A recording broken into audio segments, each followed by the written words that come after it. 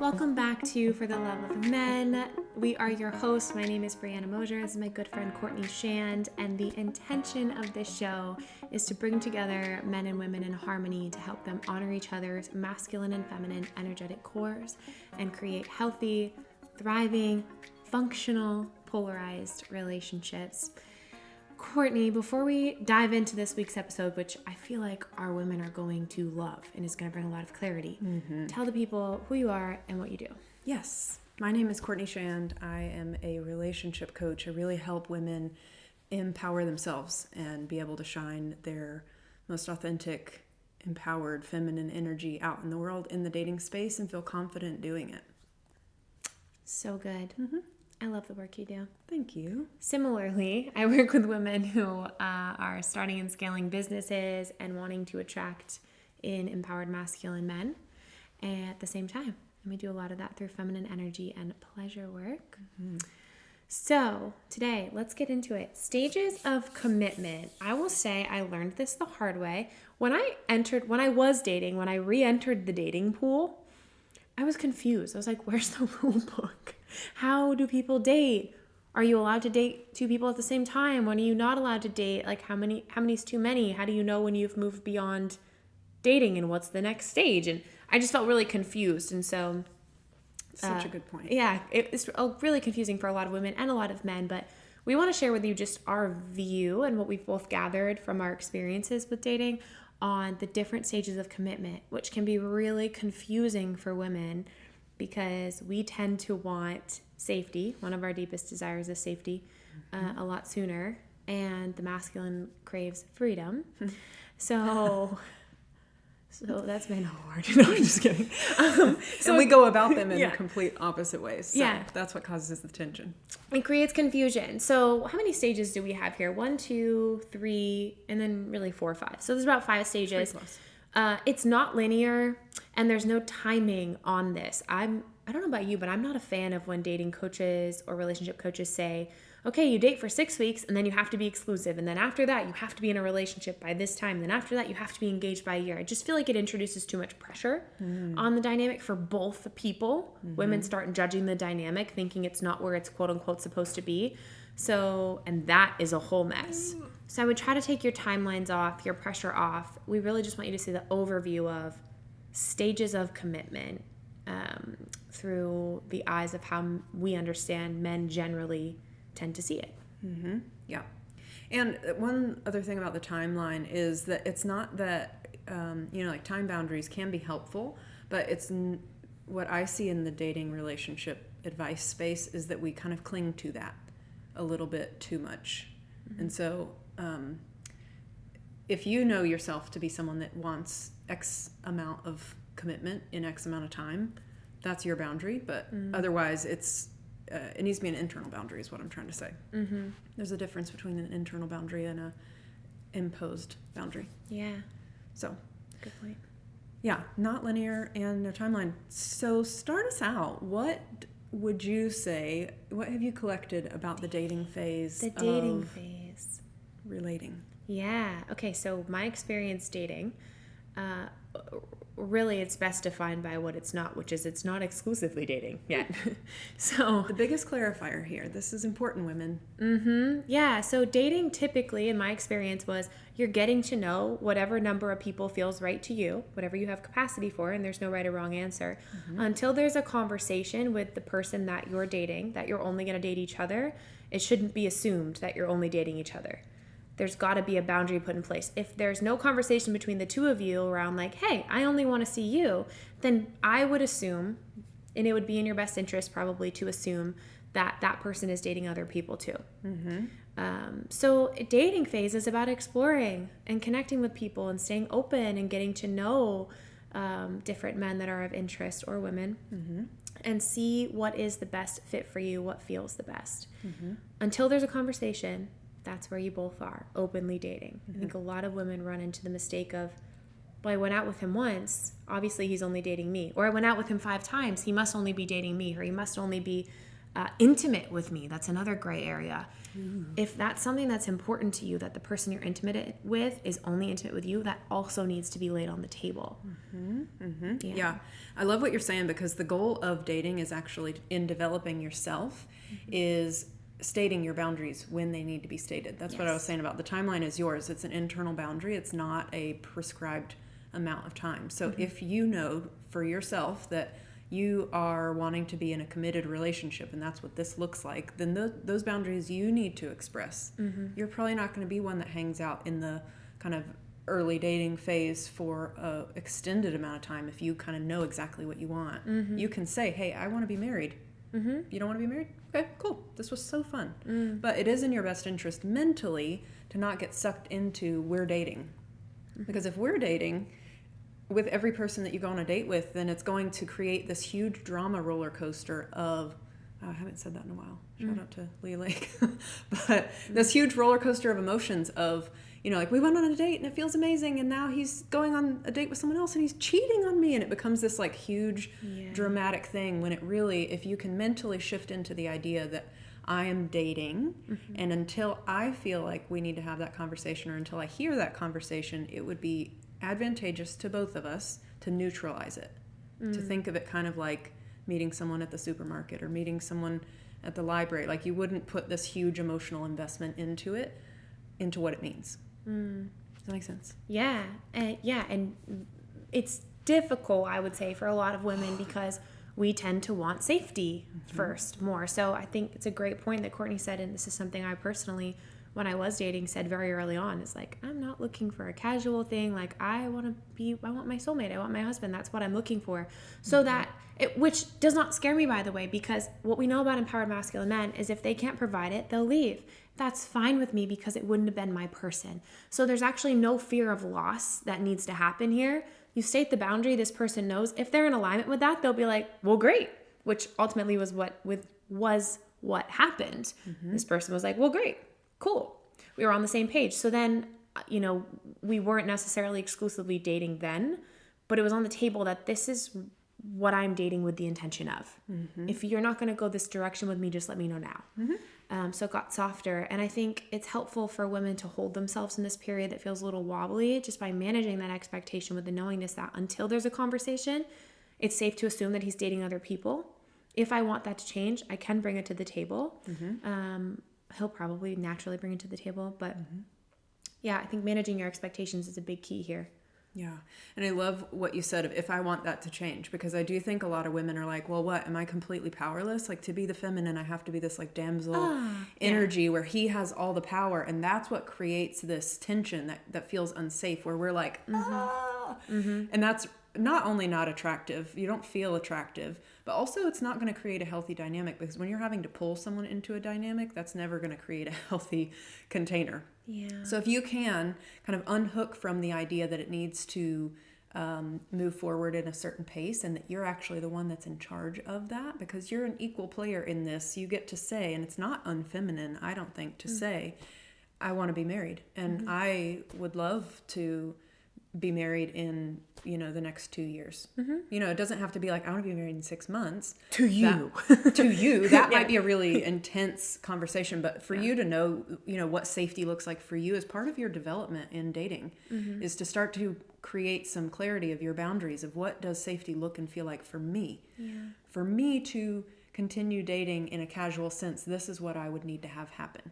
For me to be physically intimate with you, this is what I would need to have happen. You're in charge of laying down the boundaries. That's that internal security and like strength internally that allows you to show up soft and feminine on the date and say it in a way that is just about me. It's not about you. It doesn't force you to do anything, and it's not like micromanaging. It really is about, this is what feels safe to me. I'm in charge of creating safety for myself, not from a guarded place, but from a inviting mutual space. Does that feel good to you? Can we do this? Cool. Let's keep going.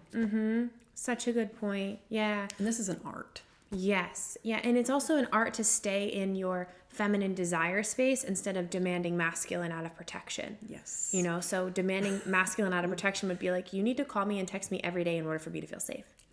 Which is really different than being like, so what makes me feel really safe in a connection is when you're consistently texting and calling and I so appreciate how much you've been doing that. Thank you. Like, it's really helping me relax into getting to know you.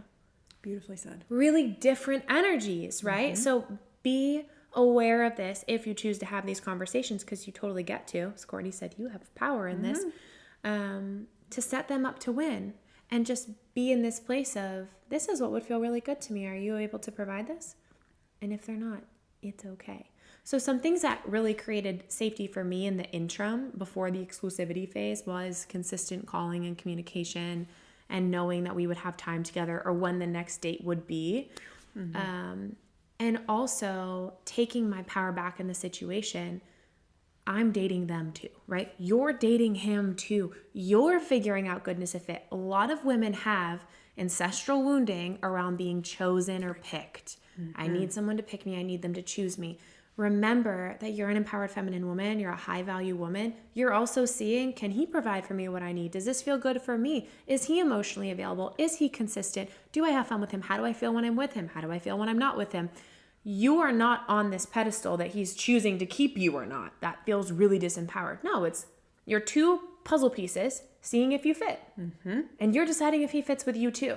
And if you don't fit, then it's a compatibility issue, not a worthiness issue. So it means nothing about you as a woman. It just means he's a great puzzle piece. I'm a great puzzle piece. This didn't work.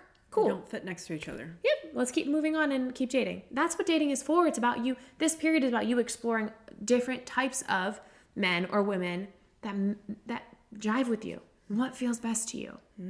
Yeah.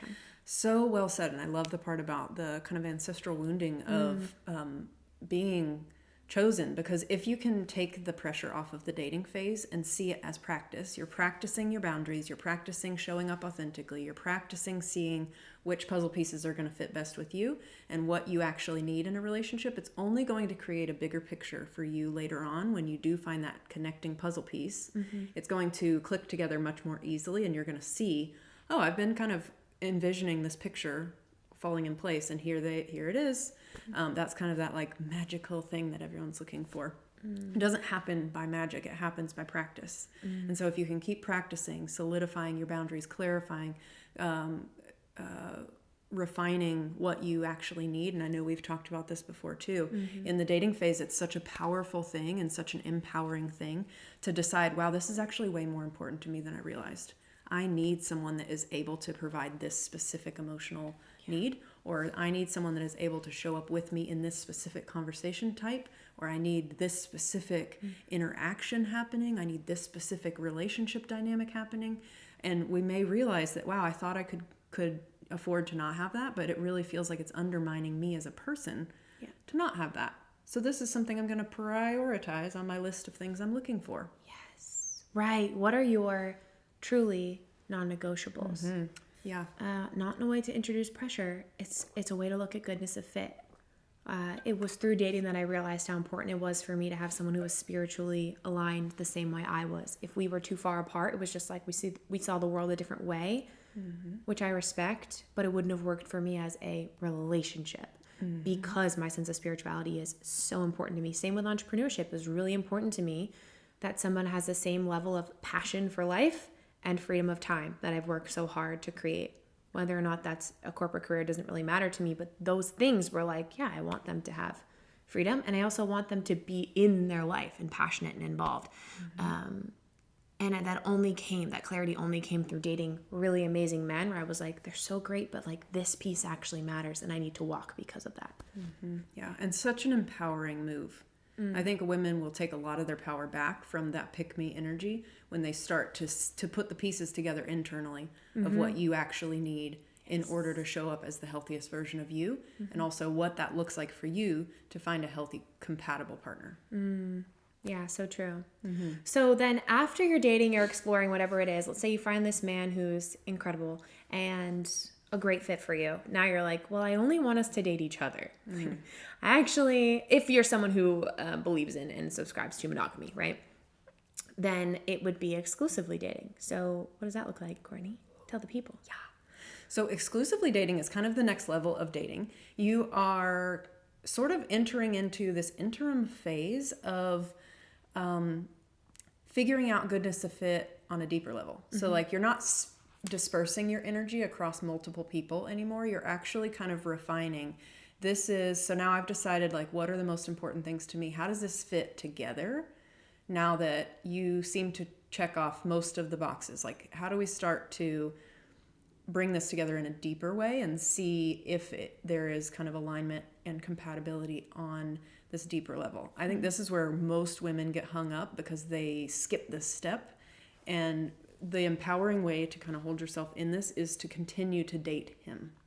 You're continuing in this kind of like, usually, I know we're not talking about timelines, but this is kind of like 2 to 6 months is this kind of interim phase.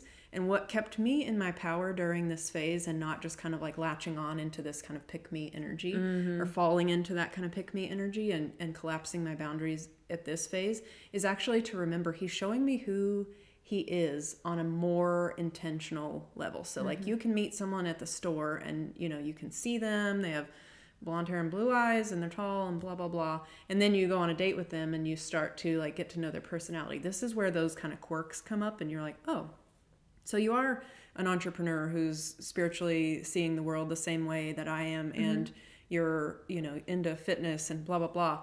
And do we line up together in those things? Because there's still some nuances happening here, and you want to keep that at play. So continuing to let him show up and see how that plays out. Yeah, such a good point. What has that been like for you? Yeah, I think it's pre-relationship. So the context here, again, is defined by the next stage, which is, my understanding has been, you're not boyfriend, girlfriend in this phase. It's not relationship. It's, I'm keeping my energy just with you when it comes to dating. But we're still just dating. This is not you committing to me or saying you're all in, just as it's not me committing to you and saying I'm all in. This phase confused the fuck out of me.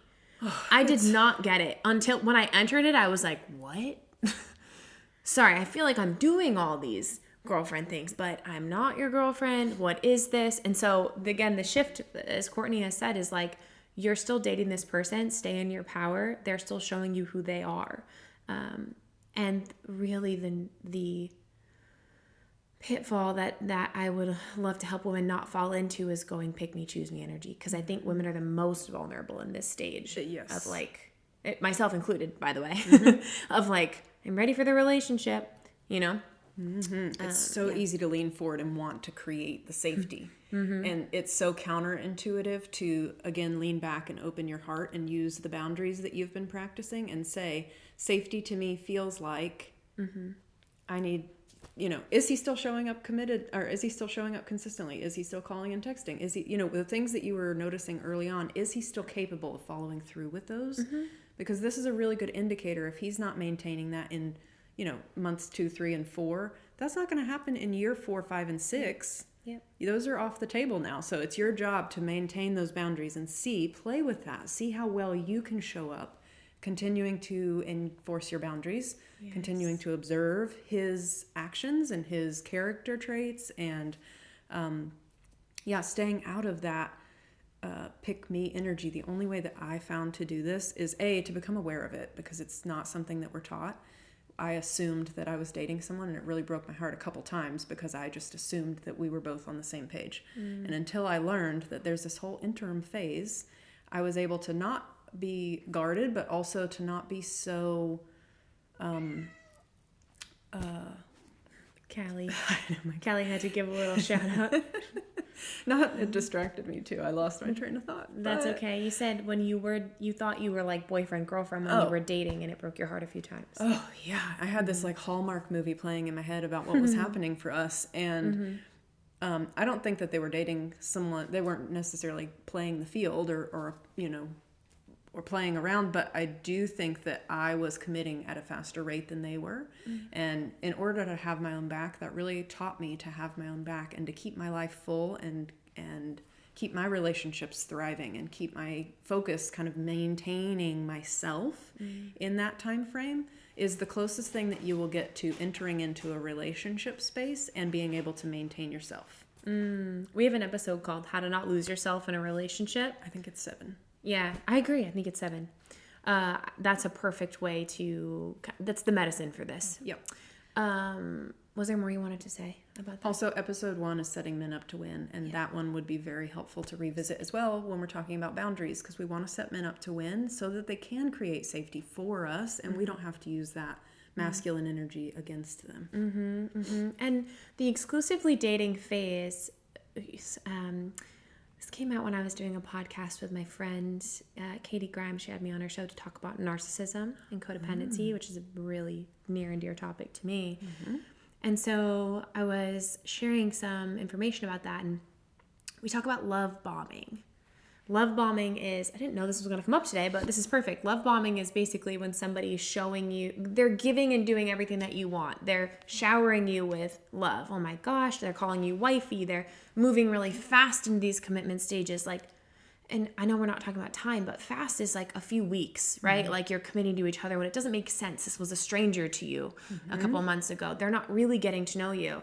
Sidebar, this helped me a lot when I'm dating someone who's taking their time to get to know before he commits. To me, that means you care about this. And when you commit, you're in. And I like that about you. You're not love bombing me. Great reframe. Right? So it's like, okay, this commitment matters to both of us. And you're weighing that. And I wouldn't want you to waste my time anyway. So yeah, a reframe on that. But a love bomb is when someone's showering you with like everything you want to hear and committing really fast and maybe taking you out to fancy dinners, or, oh my gosh, you're the best thing ever. How are you still single? I want to do everything for you. I want to take you these places. And then a love bomb dies and it sucks because they start pulling that attention away. It doesn't necessarily mean that person is a narcissist. You can have a love bomb without that person being narcissistic. In fact, we could do a whole episode on this. It's really common for a wounded feminine man to love bomb at first. That's not a narcissist. That's just a man with a lot of wounded feminine. So, and it's also how we're taught. Like, this is the Hallmark Channel. yeah, right. We think it should be like that, and we get showered. And then here's what I would say. Look for continuity of character, not just who they show you at the beginning. The exclusively dating phase is really the honey of when you're going to see who somebody is long term. And you do not want to commit before you know who someone is when they wake up in the morning. How are they when they've had a bad day? How are they late at night when they've been groggy? What about when they're going through something in life? What about when they're having financial trouble? What about when you're succeeding? How do they receive you? What about when they're succeeding? Do they involve you? Like, you want to see who this person is over time, right? Continuity of character. So this phase serves you. I would nurture the part of you that's like, pick me, and get back into your queen energy of, I want to see this person over time. And this phase is for me. And if this man is taking the 6 months to decide, that means that this matters to him, and that's a man I want to be with anyway. Now, the caveat would be, if there's no sign of commitment, he's not talking at all about the future, he's not talking about future plans, you're just kind of like lackadaisical, la, and you feel that from him, that's a totally different dynamic. That's casual dating. Yes, but we're talking about someone who's showing and telling you they want long term, and they're seeing you in that. They just haven't made the commitment. Yeah, and we have a whole episode about that. I think how to know when to let him go. Yeah, Maybe listener question. 16, I think, was a listener question, and we deep dived into that. We went deeper into that concept, so I think that is amazing. Yeah. So then after exclusively dating, then what happens, Courtney?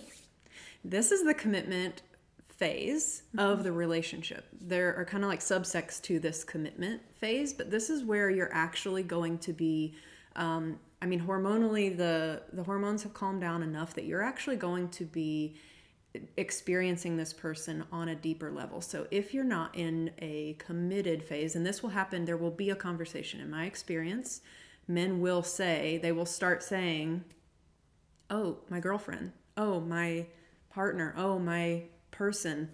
They're going to start laying claim on you. And this is where it's actually kind of fun if you gave yourself the space to have that interim kind of exclusively dating space where you weren't going anywhere, but you weren't also committing yourself and, like, here you go, here's my hand in marriage. Then you actually get to hear him call you his girlfriend, and then you can just be like, oh, okay. Right, that feels good. Okay, this is what I want. I want to move deeper into this. But once he actually lays claim on you, what that means for a man, as I understand it, is that he is going to hold the space for all the stuff to come up, because around the 6 to 9 to 12 month mark is where you're going to be seeing, can we actually like lock in? Can our the way that we respond to emotional distress, our trauma responses, our deeper, baggage, all of these kind of like deeper emotional things are going to start to come up. They probably shouldn't come up in the first like 3, 4, 5 months.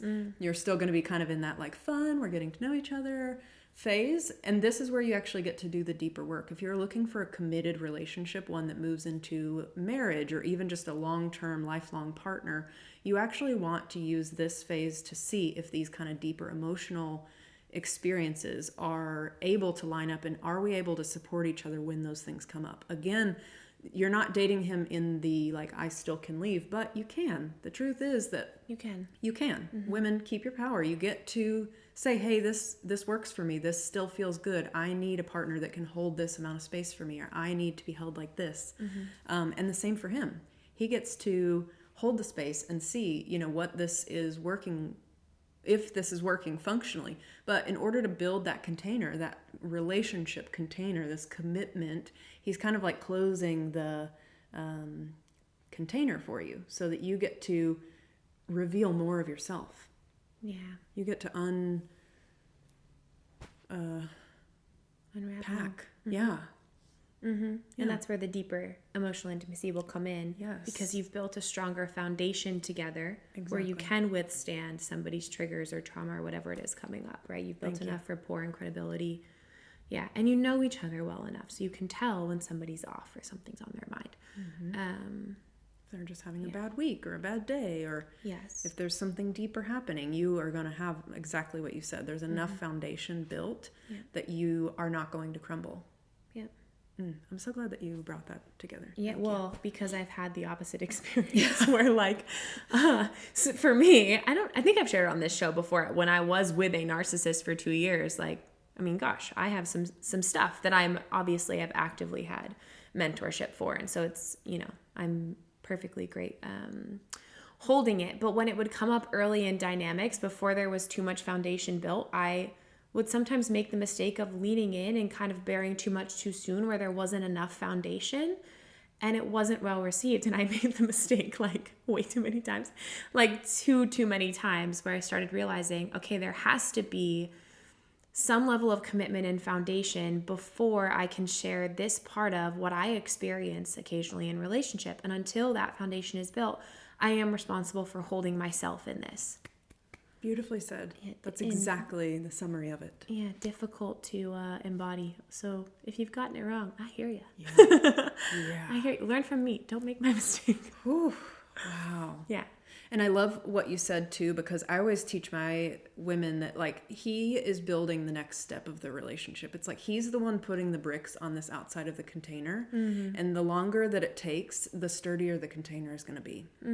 Like a big well. You actually have to do the work to to lay the foundation, to lay these bricks. And you're just building these higher and higher sturdier walls, so that when you are in a relationship, so that's why we take the timeline off the table, because when you're in the container, it's going to be sturdy enough for you to expand as fully as you need to, or be as wild and crazy as you need to, or express as much as you need to, because he's I've already built this. I'm here. I'm going to catch you. We can do this together.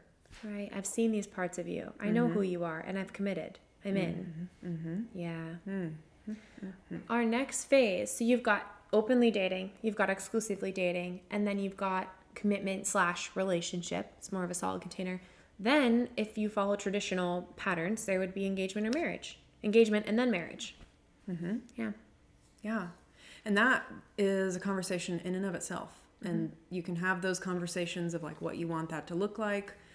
Again, you're in charge of setting the parameters of what you need to have in place for each of these things to happen. And the more transparent you can be, the easier he's going to be, the easier time he's going to have building that for you. Building it, setting it up for you. We're setting him up to win with us. So we still state the desire, and he gets to come with what he can contribute, and then you guys build something together. So yeah. And I will say my experience with men has been that they are kind of projecting that future, they're thinking about, will this work long term, and piecing it out and moving the connection along. So you do get to state your desires, and my experience with empowered masculine men has been that they move it along themselves. Yeah. The more I learned this and the more I practiced it, the more I saw or could see that men actually do want to be the ones with the propulsion. That is masculine energy, is the propulsion to move things forward, and the building. Like that is very masculine. And in my experience, the men feel better. It feels refreshing to them. That's the feedback that I've gotten of like, wow, you didn't pressure me into a relationship. That's amazing. I've never had that before. I've gotten that feedback too. And they feel empowered. And when we give them the right power, they show up exponentially better than we expect. And we don't need to use those protective mechanisms anymore. Yeah, you're saying, I trust you. I trust you as a man. Yeah. So good. We're going to do another episode for men next time on how men can create safety for women in these periods that can feel wobbly and vulnerable for us, because we do have that kind of innate wounding at times. Without it equating to commitment. Yes. How to parse that out. That is artful. Yeah, the hint would be consistency. It's really a lot of consistency in affirmation. But we'll do that episode. Courtney, the people love you. They want more from you. Where can they find more, Courtney? Yeah. So check me out on Instagram, Courtney_Shand, or on Facebook, just Courtney Shand. All that'll be in the show notes. Or you can find me on my website, CourtneyShand.com. If you liked this content today, you're going to love my program, Arise. It's all about shifting the way that we approach masculine energy and allowing us to naturally shine our feminine energy and let men be men. So if you are running into this consistent pattern of creating anxiety, especially in those early phases of dating, this is the medicine for that. I built this program specifically for women who are experiencing more anxiety in the early phases of dating to learn how to support yourself and kind of have your own back so that you can enter the dating pool as the most confident, empowered, secure version of yourself, and therefore find a man who is equally compatible to that. So good. So good. Yeah. You? I am on all the things. Wait, we're on TikTok now. We're on TikTok. I forgot. I forgot. Oh my gosh, we are on the TikTok, guys. And you said TikTok. The TikTok. And it is blowing up. So thank you all for all of you who are engaging and following us. That literally, we just danced around my kitchen earlier because we were so excited. Look how many views. We're freaking out. Yeah. Anyway, so we're on TikTok. But I'm on Instagram at buildingbree, BRI, and I have a website, buildingbree.com. And I have a great program launching March 24th. You can come into it late if you'd like to, if you're listening in real time, and just watch the trainings at your own pace. But it's on the art and science of healthy relationships and magnetizing the divine masculine. So if you want to come into that, we'll do red flags, green flags, understanding how the masculine thinks, behaves, and believes differently than how the feminine thinks, behaves, and believes. Mind-blowing information. And of course, I'm the manifestation queen. So we talk a lot about manifestation and allowing the universe to kind of carry you and be open to receive. That will all be in the show notes as well. If you love this episode, please share it with someone that you think would benefit. That would mean the world to us. And we will see you next week.